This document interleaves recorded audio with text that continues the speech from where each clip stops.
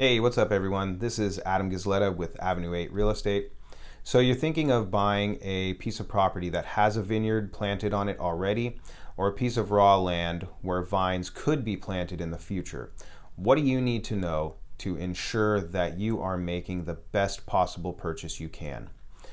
So when we evaluate a piece of land or vineyard property, we do it on a price per acre basis, meaning we find out how much 1 acre is worth, and then we multiply it by the size of the property as long as all the variables are the same.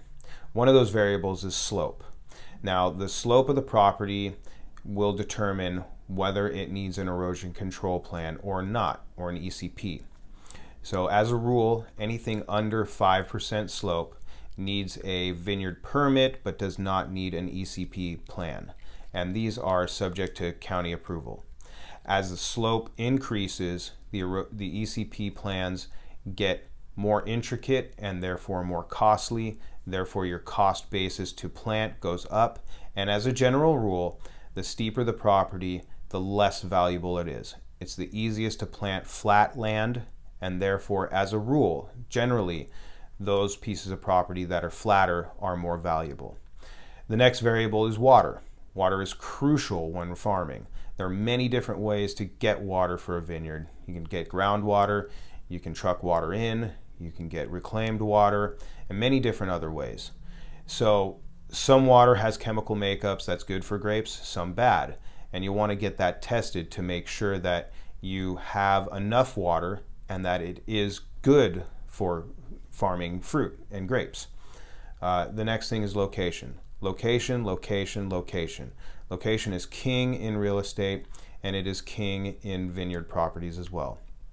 What is the climate in the location where the piece of property you're looking at is?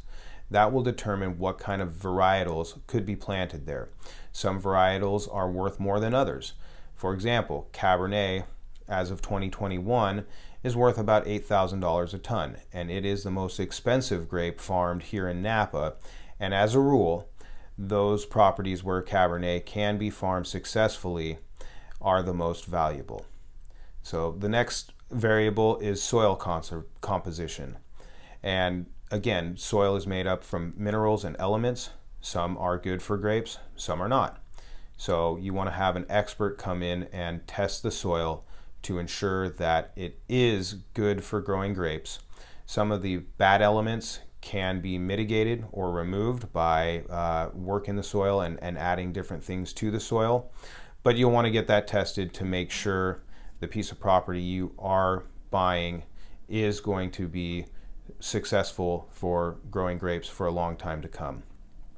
The next thing is farming practices. How is this vineyard going to be farmed? Are you going to do hand picking, which is labor intense and generally more expensive?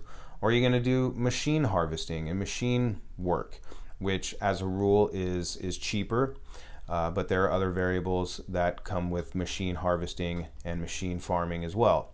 So these are going to affect your bottom line, and it's going to affect your cost to farm and could affect the overall value of the land. And the last thing I'm going to talk about are grape contracts. How is this fruit being sold? Are you using it for your wine label, or are you selling it to a winery for them to make the wine? It's a negotiation, and you want to know the terms, the price. Can you get out of the contract? Can the winery cancel the contract? How does the owner or the vineyard manager like working with the winery? How does the winery feel about the fruit that they've been receiving from the property? All of these, a good working relationship with a winery is worth a lot, and you need to know what that relationship is and what the terms of this contract are, so you know that you have a solid place to sell your fruit for a long time to come. Now, these are just a few of the things that you're going to want to check out when you're purchasing a vineyard.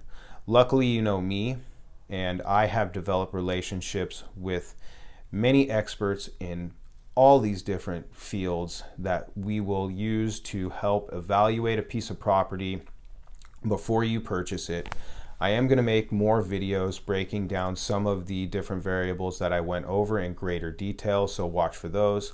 I hope you enjoyed this video. Leave me a comment, let me know what you thought. Thanks for watching, take care.